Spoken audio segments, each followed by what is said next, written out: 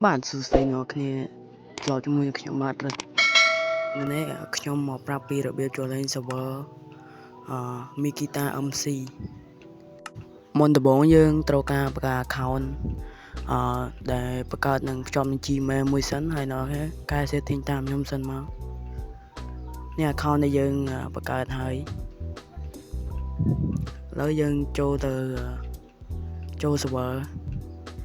យើងចុចកន្លែង play មកហើយយើងចុចពាក្យថា server ហើយយើងអូសទៅខាងក្រោមយកពាក្យថា add server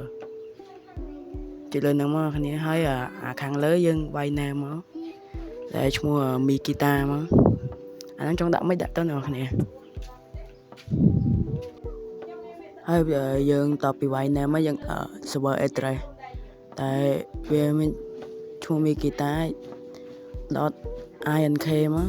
វាយតាមហ្នឹងអ្នកគ្នាចំពោះ port គឺវាដដែលយើងដាក់ចឹងមកយើងចុចពាក្យ save ហើយបន្តមកយើងចុចចូលលើវាទៅវានឹងនាំយើងចូលទៅកន្លែង lobby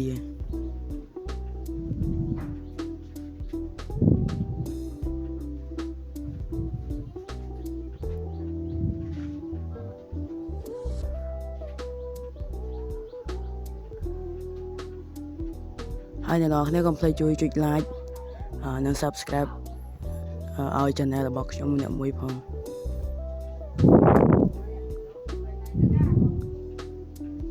ចាំវា play សិនទៅអ្នកគ្នាវា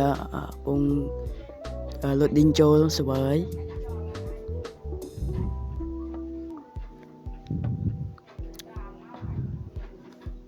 តោះឥឡូវចូលទៅដល់ហើយ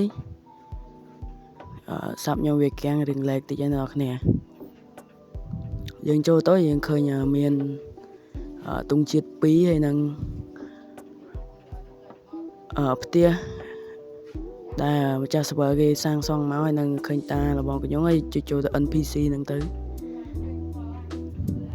តោះមកយើងចូលមកដល់ spawn ជា spawn ធំដែរកន្លែងនេះវារៀងតាក់តិចទេដោយសារ player ទាំងអស់គាត់នៅហ្នឹងគាត់ចូល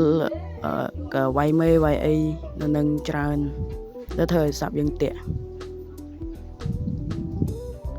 ហើយអានេះយើងអាចលេងជាមួយគ្នាបានធ្វើជា team និង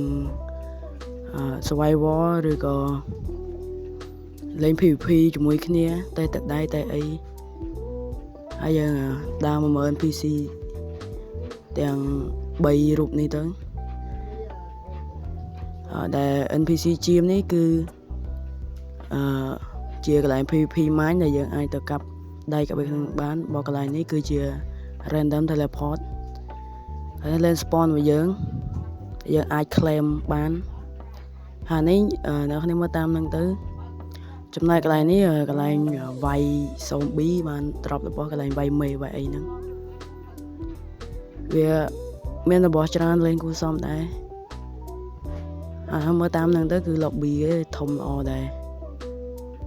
ហើយនេះកន្លែងជា kit VIP MVP ដែលយើងអាចយកវាបាននៅតាមដាក់លុយអីចឹងណាអ្នកគ្នាដើម្បីបានរបស់ល្អយកមកលេង